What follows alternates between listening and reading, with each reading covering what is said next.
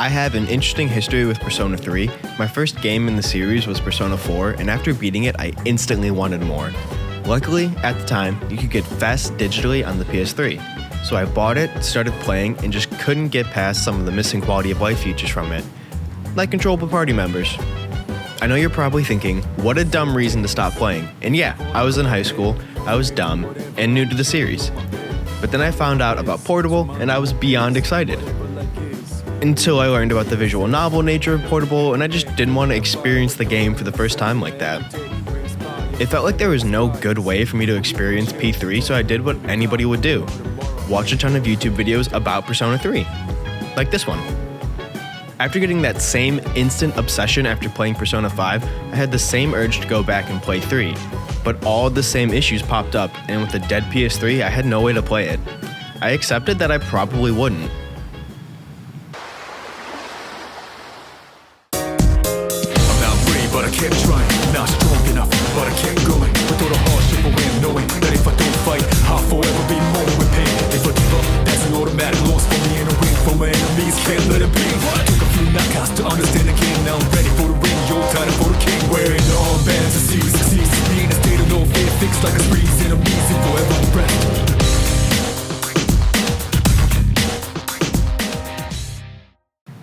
And then Reload happened. And with that, I just want to tell you about how Persona 3 became my favorite in the series. And for a fair warning, there are going to be massive spoilers ahead, and some of the footage you're going to see is New Game Plus stuff. Persona 3 opens with our protagonist Makoto getting off the train during the dark hour and heading to their dorm. The dark hour occurs at midnight every night and is a hidden hour where normal people transform into coffins and monsters called shadows come out. As Makoto enters the dorm, he's greeted by a young boy that asks him to sign a contract. As he does, the young boy disappears and we meet two of our future party members, Yukari Takaba and Mitsuru Kurijo. As the dark hour ends, we learn we are a new transfer student to Gekkoukan High, where we will be a second year, same as Yukari, and Mitsuru is a third year. Yukari escorts us to our room and we head to bed, getting ready for the first day at our new school. In the morning, Yukari shows you the way to school and you two end up in the same class with your new best friend Junpei Iori.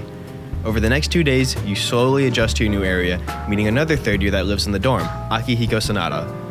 You get home from school and head to bed early, exhausted, only to be woken up in a panic by Yukari. Something is attacking the building as you and Yukari make your escape to the roof looking for safety. As you open the door, step onto the roof, illuminated by the full moon, you see it.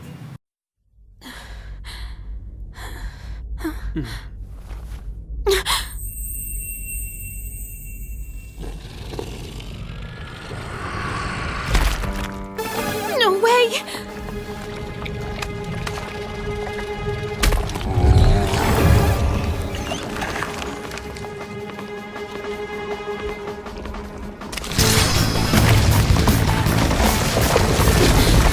That's it! One of the monsters that attacked us! It's a shadow!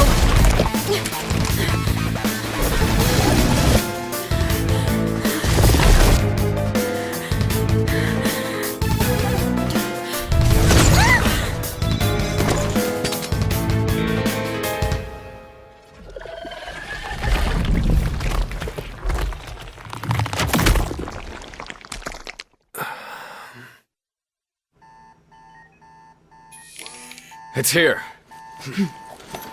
Wait.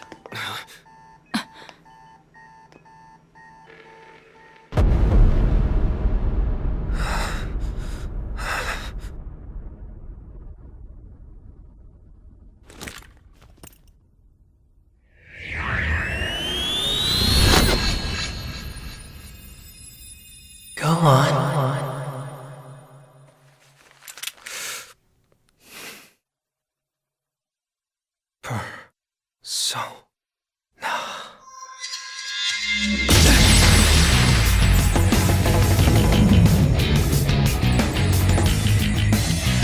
I am thou, thou art I. From the seed of thy soul I come. I am Orpheus, master of strings.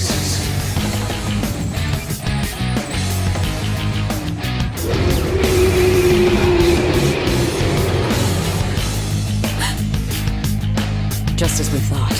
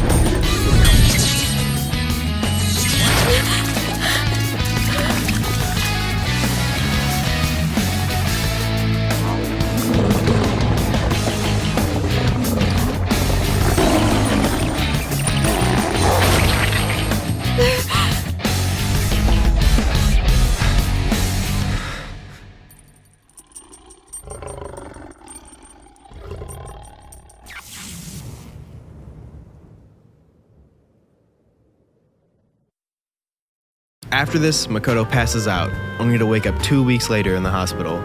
You're discharged that day and head back to the dorms. The next day, you head back to school, and at night are officially introduced to SEAS, the Specialized Extracurricular Execution Squad. The chairman of the school board, Yakutsuki, is in charge of this organization and asks us to join. This is when we learn what the Dark Hour is, that the power we summoned was called Persona, that the mission is to get rid of the Dark Hour. We also learn that something called apathy syndrome is taking over the city. After this meeting, Junpei is revealed to be a Persona user and moves into the dorm to join SEAS. The next day, we take our first outing as a new group and get our first look at Tartarus, a twisted tower that the school turns into during the Dark Hour. Okay, that's kind of a lot, but I feel like Persona 3's intro is very strong and gets you interested and invested quickly. It doesn't drag too much, like some of the other games. We get to see our Persona awaken, experience a taste of the combat all fairly quickly, while already getting a feel for some of our main cast members. I know the Persona summoning method in this game isn't something everyone loves, but to me it's so cool and honestly had me hooked before I even knew what the story of the game was. After this first mini combat tutorial, we're full swing into the game. We can enter Tartarus whenever we want to do our dungeon crawling, and then we can also just start our social links and keep going with the life sim part of the game. I think now would be a good time to get into Tartarus. Tartarus is the dungeon in Persona 3. Like other games where you have a deadline to clear a dungeon, we have the same thing in P3. Each month you have until the full moon to finish the block of Tartarus, and after the full moon, a new one will open. Tartarus is a series of randomly generated floors with new floors for gatekeepers, essentially boss fights, as you go through the different levels of the dungeon. As you climb higher, the different areas start to change in appearance and the enemies get stronger. I think changing the scenery helps Tartarus not get boring or feel like a chore, but they could have done a bit more in that department. Persona 5 had the music and mementos gradually build as you moved through the layers, and while the music in Tartarus does change each block, it doesn't make a big enough change each time to even really notice that it's changing or feel like you're climbing higher. I can understand the mixed feelings on Tartarus. Personally, I love grinds like this. Making my way through the floors, mapping them entirely, getting every piece of treasure, pulling and fusing new personas all along the way. I can spend days worth of time just going through Tartarus and I'm not bored. But I understand that the random floors and random encounters can get a little tedious or boring to some, which is totally fair. You don't necessarily have to finish the blocks in one day, I just like to. And since we're in Tartarus, let's just talk about how combat actually works. Persona 3 operates on the one more turn-based system. There are different types of physical and magic attacks, and you and your enemies have different weaknesses and resistances. When you hit an enemy's weakness or a critical hit with a physical move, you knock that enemy down and get an extra turn. With that extra turn, you can either hit that enemy to make it dizzy and unable to move for a turn, hit another enemy, or switch to a different party member. If all enemies are knocked down, you can perform an all-out attack, which does massive damage to all enemies. That's the basics of combat. You hit enemy weaknesses to perform an all-out attack and wipe out the enemy. As you level up, you receive buffs, debuffs, and status ailments, which all have their place as the fights get harder, but that core concept doesn't shift too much. Your party consists of you and 3 team members. You have the special ability to use multiple personas, which come from fusing other personas together or getting them from shuffle time in Tartarus. Your party members only have their persona and do not have that same special wild card power that Makoto does. While this is all pretty typical for the modern Persona games, Reload adds a few changes to make you feel incredibly powerful. Each party member now has special traits that come from spending time with them outside of Tartarus. Think like Persona abilities in Royal, but for your party members in Makoto, not the Personas. Some of these traits can be extremely powerful and are basically a must-have.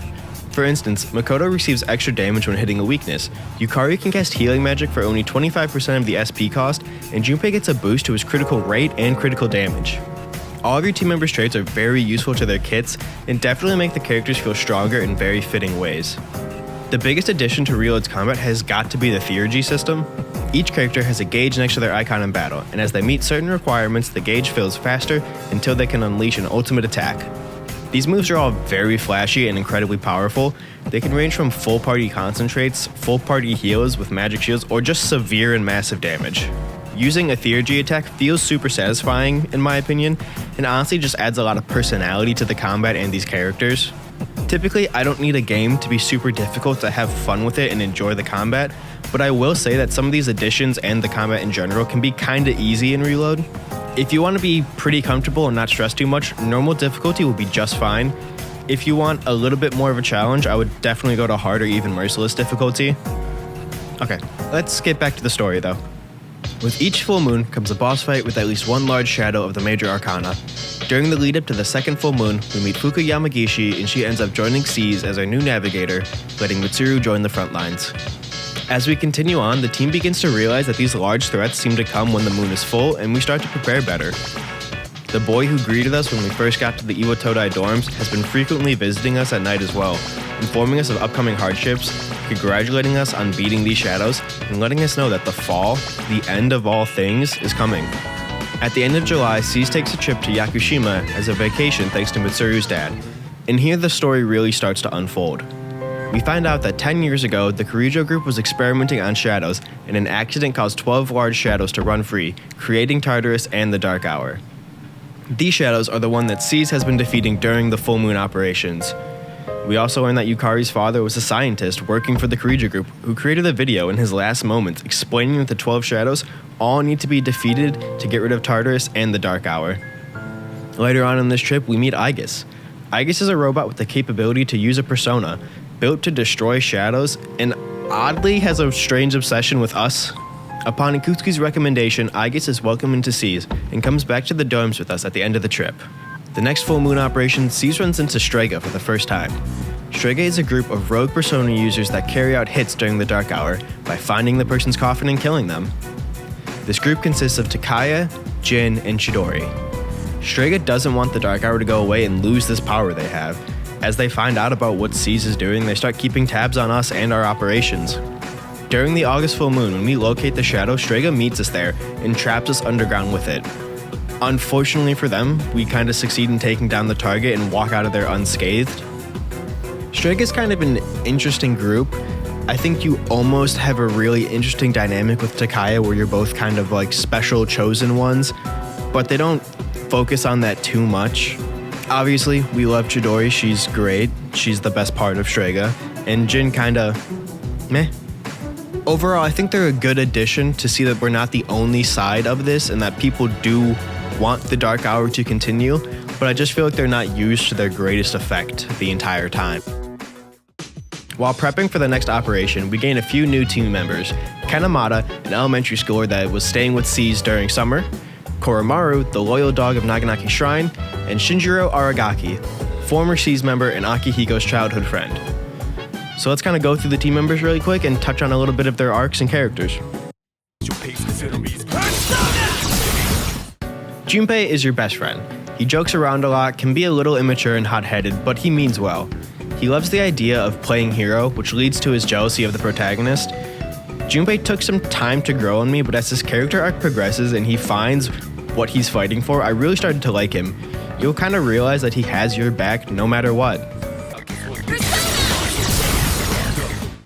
To put it bluntly, Yukari can be pretty rude, but we love that for her. She's rude and emotional at times, but recognizes when she's in the wrong. It takes her some time to open up and really connect with people, but does value her friends and Seize. Makoto, Junpei, and Yukari make a great starting trio in my opinion. Let's go! Holy gooses! Akihiko is the captain of the school boxing club. Ever since his sister passed away, he's been focused on getting stronger and protecting the things that matter to him. He felt helpless before and doesn't want to be there again. I was surprised with how much Akihiko grew on me. His big brother-esque relationship with Ken is very cute, and honestly, I love how much of a force he is towards the end of the game, keeping the team motivated. I feel like that point doesn't get brought up enough when people talk about him. Let's go! Let's set the layout! As daughter to the head of the Kirijo group, Mitsuru has a lot weighing on her. Guilt, responsibility, keeping up appearances. She has a different aura than everyone else on the team. I'll be honest, I was very lukewarm on her until late in the game. Once some things happen and her social links open up, you get to actually see who she is and watch her connect to the other team members. It really helps flesh out her character a lot. She's not my favorite, but she's still great.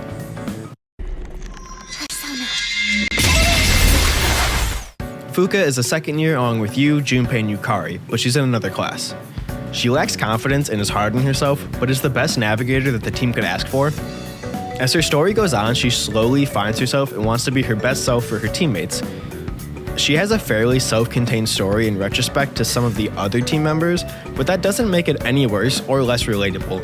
I think she's someone that a lot of people can connect to in this game. An anti-shadow weapon made by the Kirijo group, Aigis is slowly trying to understand human life while also keeping a close eye on Makoto. Honestly, her social link was one of, if not my favorite in the game. Watching her learn and wonder what it means to be alive and comes to terms with life, death, and being a robot with human emotions was really great. You need to do her social link. Ken is an elementary schooler whose mom passed away 2 years ago. The team meets him when summer vacation starts, and Akutsuki invites him to stay in the dorms, since the elementary school dorms will be empty and he has nowhere else to go. I can't believe the amount of people that hate this kid. I love Ken. He lost his mom at a young age and is still dealing with the repercussions of that. The way he interacts with the rest of the team is super cute too. He tries his best to be useful and not bother the cool high schoolers. He very clearly looks up to the protagonist, Akihiko, and they have a lot of great moments together. Shinji is a big tough guy. He quit C's 2 years prior to the game after an accident and never looked back, cutting everyone out of his life and really delving into the punk life. And while that may be true, he's also a big softie. You'll see that he cares a lot for Ken, takes Koromaru on walks, even makes Koro healthy dog food. He likes to put up the tough guy exterior, but that's not all he is, and you get to see a lot of good exploring of his character in relation to Akihiko, Mitsuru, and yeah, even Koromaru.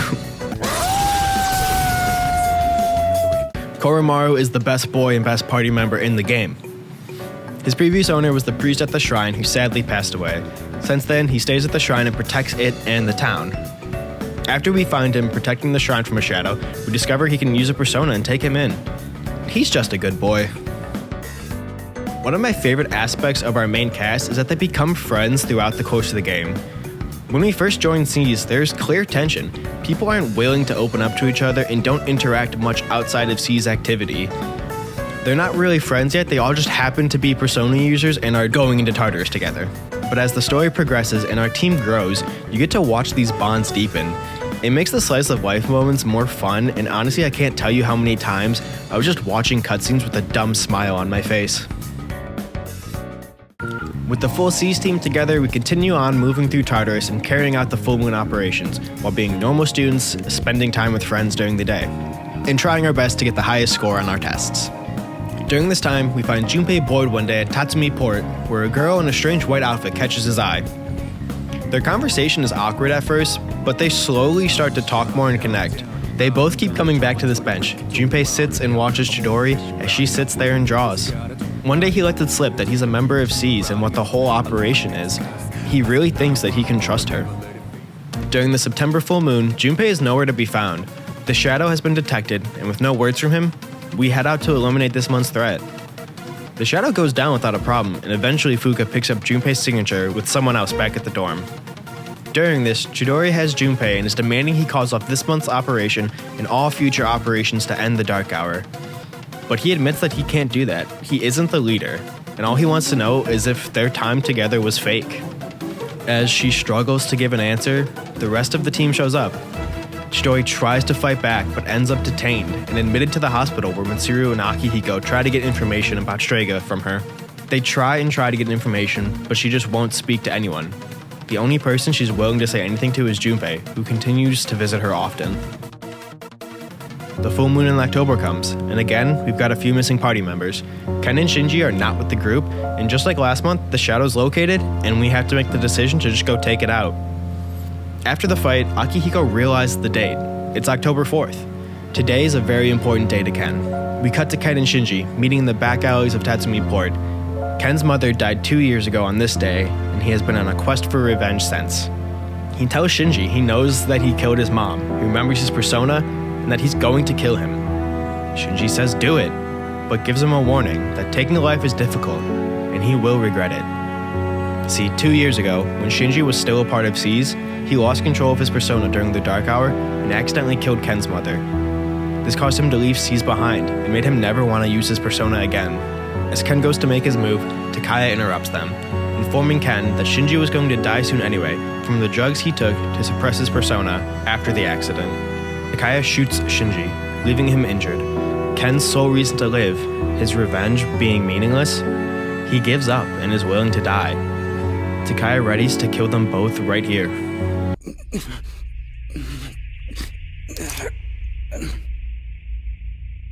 Mom.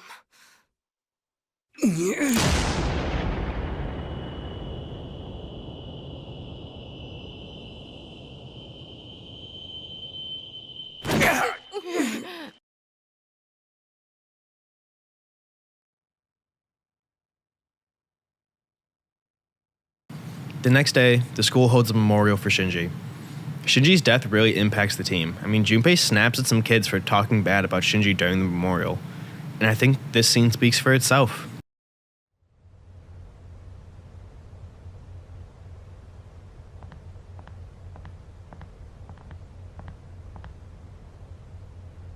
Hey. At the usual for lunch.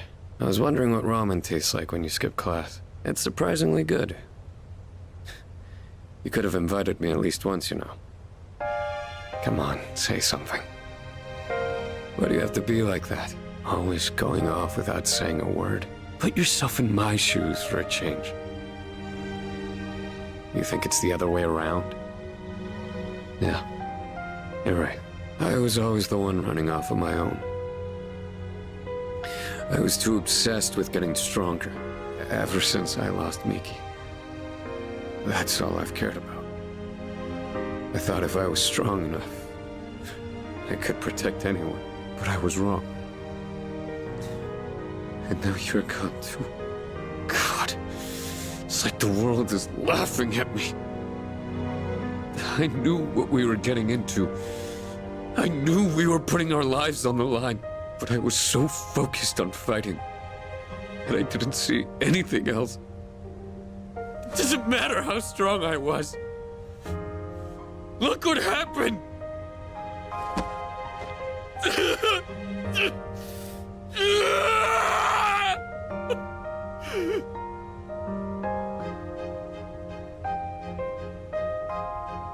I know, Shinji. Crying won't change anything, right? I don't need you to tell me that. In the end, I can't run away from who I am. I've had enough of this.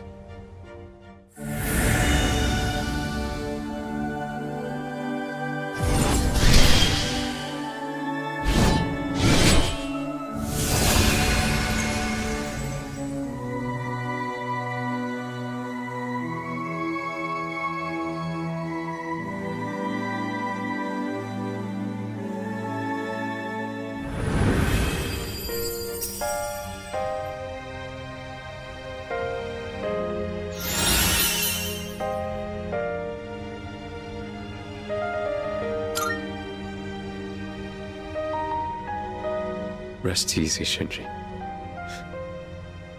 You just watch from there with Miki. I've still got a job to do. Isn't that right? I love this scene. The line, "You could have invited me at least once," it's just so good. The way this scene starts, with him just talking to Shinji, small talk, nothing important, and it just progresses until he breaks down. He realizes quickly what he needs to do now, and he picks himself up. And when he finds this new resolve, Akihiko awakens to his new persona, Caesar. I really enjoy the way persona evolutions are done in this game. Instead of your teammate's ultimate persona being tied to their social link like in 4 and 5, each team member has their awakening tied into the main story and gets some time set aside for them. Personally, I feel like this really makes it feel like the character has grown, found their reason to keep going, and truly awakened to their true self. Tying in the team member's second theurgy skill to their second awakening was also a really nice touch at showing they found a new purpose and implementing this new mechanic to reload. That same night, we discover Ken is not in his room and has run away from the dorm. While some want to go search for him, Akihiko's against it, saying he's the only one that can decide how he lives his life. Also, after this, make sure you go to Shinji's room. You can get Hellbiker and have a really nice conversation with Mitsuru about Shinji. The next day, Akihiko finds Ken at the same spot Shinji died. He tells him the dead can't come back, but if he has the will to fight, he should. Ken realizes that he's just been running away since his mom died, trying to find something or someone to be mad at so he can keep going because he was so scared of being alone. But he's not going to run anymore. He promises to Shinji that he'll see this through and awakens to his new persona, Kalanemi. With moving on from revenge and living for himself, moving forward with his new friends, Ken is able to grow and find his new resolve. He returns to the dorm, and with everyone back, they get ready to take out the last remaining shadow. During this preparation period, Fuka also awakens to her new persona, Juno. She was so worried about how people see her all the time, but now after making these connections, seeing everyone together, it makes her very happy. She realized that she has the power to connect people and is going to cherish the time she has with everyone in Seas.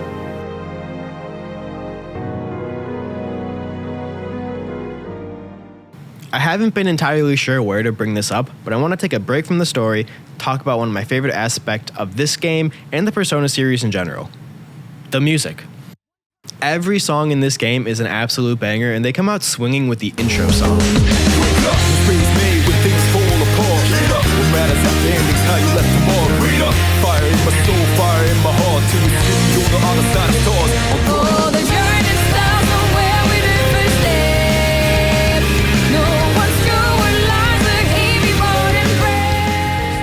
Also, when these songs start during battle, it doesn't matter how many times I've heard it, I'm getting hyped.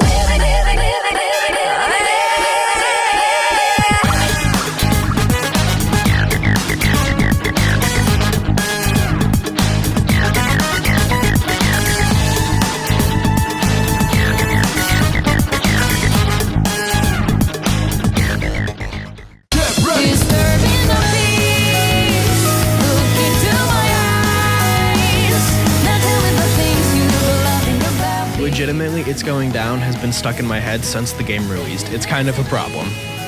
I don't want to spend too much time here, but I'll be using music from the game throughout the video, so keep your ear closed and listen to this masterpiece of a soundtrack. Okay, let's get back to it. The time has finally come. November 3rd, the full moon, and the final full moon shadow. We locate it on the Moonlight Bridge and make our way there. We're confronted by Strega when we arrive. They don't intend to let us destroy the last shadow and end the Dark Hour. We won't let them stop us though. So the battle begins. And it ends pretty quickly after that. With Strega out of the way, we fight and defeat the final shadow. After today, the Dark Hour will be over. Accomplishing our goal, we make plans to celebrate tomorrow night. In the morning, Pharos, the boy that's been visiting us at night, makes an appearance. He tells Makoto he remembers everything about his past, and that unfortunately, this will be goodbye for the two of you, though he cherished the friendship you two formed. With a large amount of sushi, the group starts to celebrate. Even Mitsuru's dad comes by to congratulate the group. Aigis and Akutsuki are running late, but they should arrive shortly. As our celebration dies down, the group gets a shock when the Dark Hour comes around again. Everyone's confused. It was supposed to be over now. The group decides to run to Tartarus with nothing else to do. And outside, they find Akutsuki and Aigis waiting. Akutsuki reveals the truth to us, that the Karujo group was experimenting on shadows to bring about the fall, the end of the world, and have someone rule over the new world afterwards. Defeating the 12 shadows brought them back together, leading the way to the end. He says he needs sacrifices to fully bring this about, and he orders Aigis to capture you all. Akutsuki orders Aigis to kill Mitsuru's father, but when she hears Mitsuru call out to her, She freezes. He then decides he has to take it into his own hands. As he goes to shoot, Kirijo breaks free, and they both end up firing at each other. Kirijo falls, while Akutsuki stumbles away, ordering Aigis to kill the rest of the sacrifices. When she sees Makoto, she can't go through with it and frees them all. His plan has failed. He laughs as Seize approaches and he makes his way to the edge and lets himself fall. The group rushes to Mitsuru's dad, and with no way to save him, they head back for the night. The next day, Seize makes the decision to keep exploring Tartarus, as the Dark Hour hasn't gone away and there's more to see in there.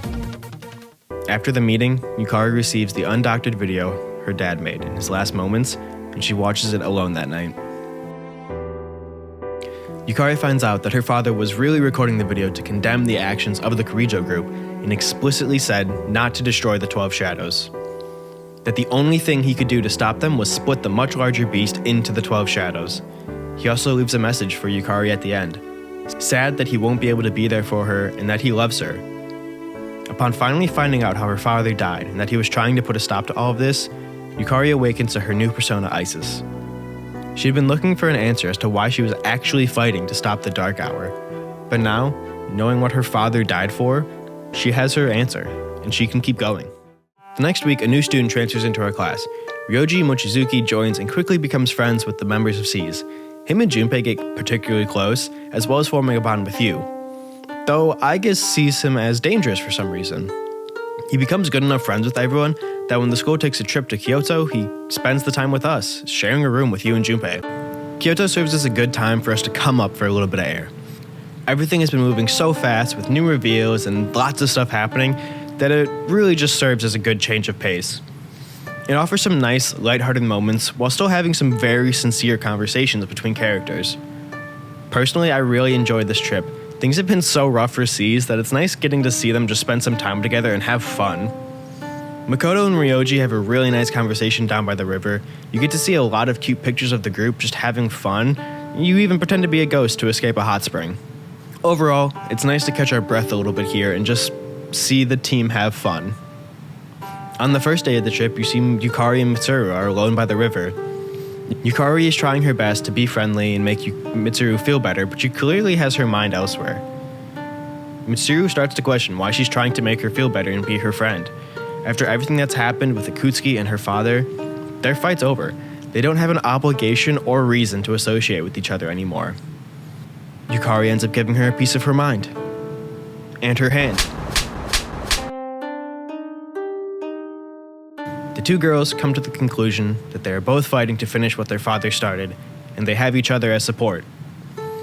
As Mitsuru tells her father she's not alone and will see this through, she awakens to her new persona, Artemisia. After returning from the school trip, Fuka calls everyone at night, having sensed the presence of a persona user. Strega are still alive and active somehow.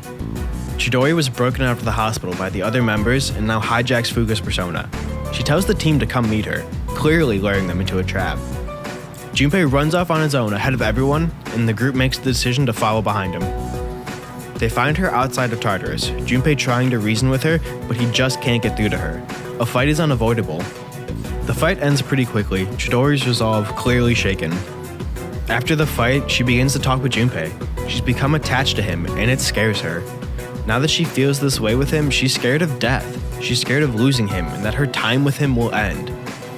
But as she's saying all this, Takaya and Jin appear, unhappy with her new view on life and death.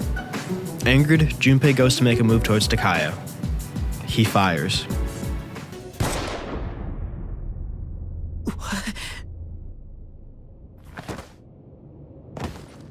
Junpei wakes up in a hospital bed with Chidori by his side. She tells him that she wants to be with him forever, but she's known that she's going to die since getting her power. But Junpei can't die here. We see Chidori use her true power, and she gives her life to bring him back. He wakes up, holds Chidori as her life fades, and with this their two personas fuse together. Junpei tries to go after Strega, but they flee. He's calmed down, being told that Chidori gave her life for his, and he can't throw it away. He's now fighting and living for them both. He's not throwing anything away. Okay, I need you all to look at Junpei's second theurgy.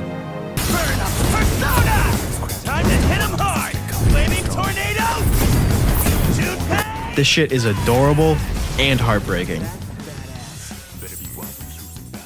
During this month's full moon, we find Ryoji and Aigis on the Moonlight Bridge. After she confronts him as her enemy, they both seem to remember. 10 years ago on this bridge, the two of them fought, and Aigis lost. We learn that Ryoji is the combined form of the 12 shadows we had defeated during the full moon operations. Ryoji is death. 10 years ago, when they fought, Aigis wasn't able to beat him. Her only option was to seal him within a nearby child.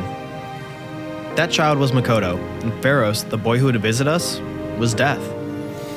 Upon the 12 shadows being destroyed, he left us and came to form as Ryoji, who had to regain his memories of who he was. Aigis does not intend to lose this time and begins her attack on Ryoji, though he is able to easily beat her. Seas show up soon after and are confused and angry at seeing what's happening. Ryoji tells us he doesn't want to harm anyone, he just wants to let us know what's happening, so we go back to the dorms to talk and take Aigis for repairs.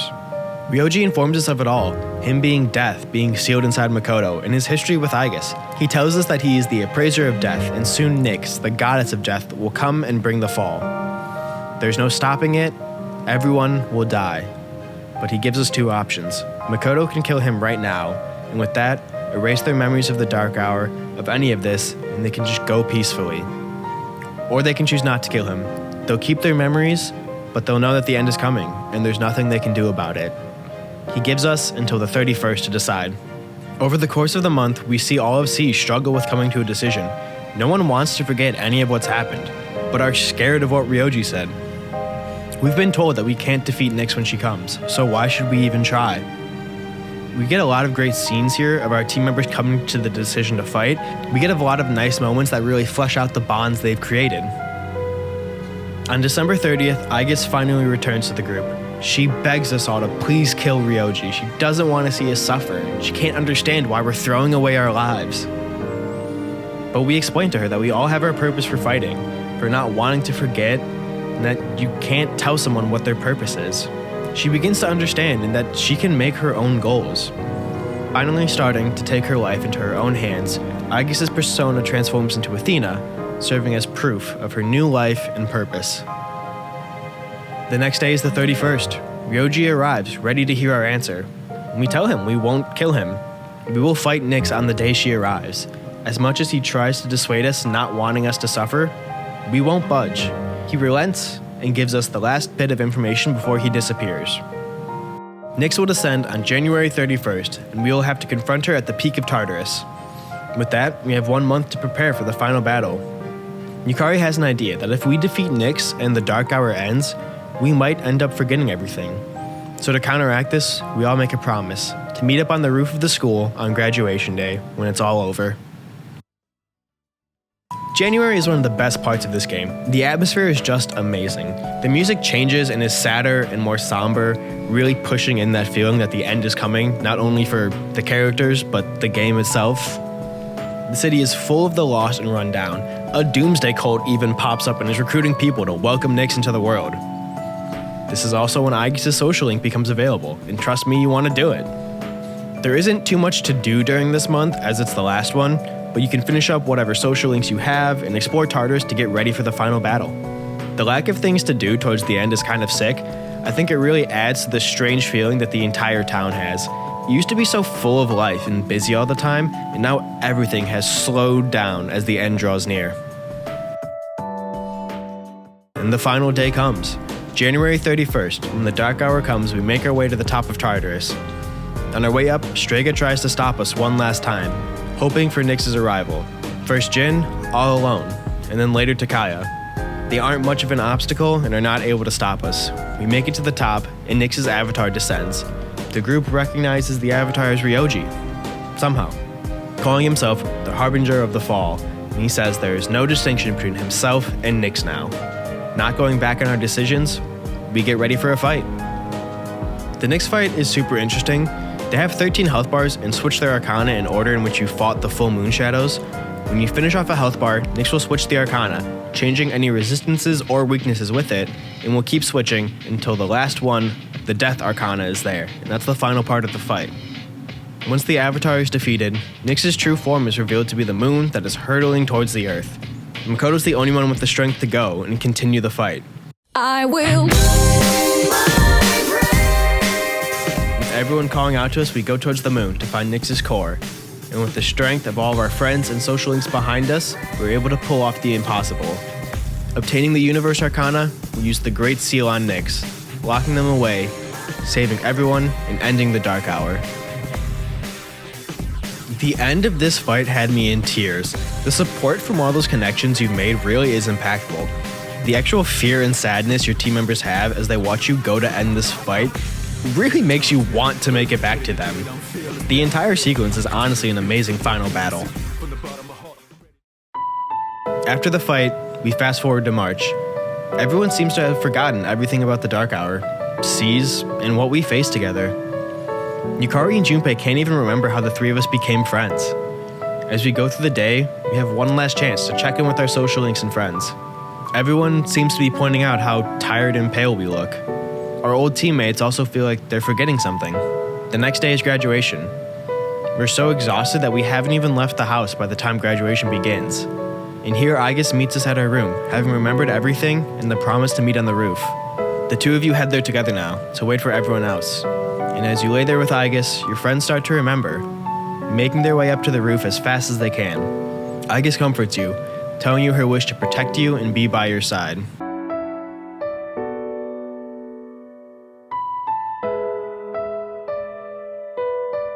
I admit, I'm finally noticing the beauty of spring. It's wonderful.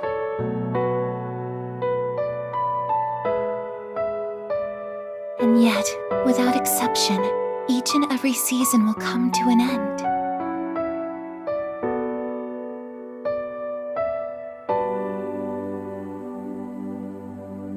We fought side by side. We faced the world's end. And now, I'm finally beginning to understand what it was I'd been searching for. I always wondered what it really meant to live. Now I think it's following your heart, fighting for what you can change,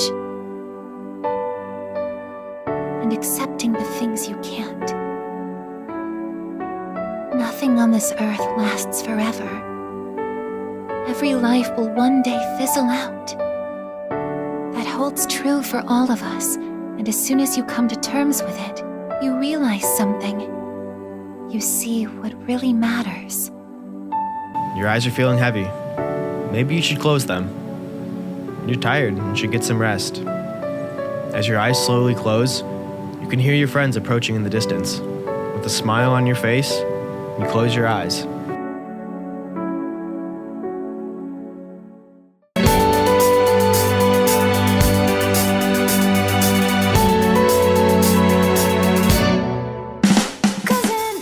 God, the ending of this game is so good. I was actually barely even able to see it through the tears I had. Even thinking about this while writing this up is making me emotional. I've gone really in depth on the plot, but the ending really hits the mark with the theme. Accepting death as a part of life and being able to find your reason to live without fear. Honestly, Aigis' speech at the end is absolutely beautiful. It's not the craziest theme, accepting death as a part of life and finding your own reason to live. But I think everyone can find a character to relate to in this game. And it hits all the emotional points just right. I love the fact that Makoto held on for 3 months, basically walking around already dead just to keep his promise. If this scene doesn't make you feel something, I don't know what to tell you. This is an amazing ending for an amazing game. Alright, we've been here for a while, so a little TLDR. Persona 3 is a beautiful game with an interesting narrative, strong themes, a banger soundtrack, smooth and fun combat, and characters you will fall in love with. Personally, this game really connected with me, and I think it's really easy for most people to find some aspect of the game or a character that they will love. If you haven't yet, you really need to give it a shot. So wow, this is kind of a long video for my first one. If you liked it, please let me know. Leave a comment or like, hey, subscribe, maybe. I didn't really go into social links much, so if you want to see another video on that, let me know. If you made it this far, thank you, and I hope to see you in the next one.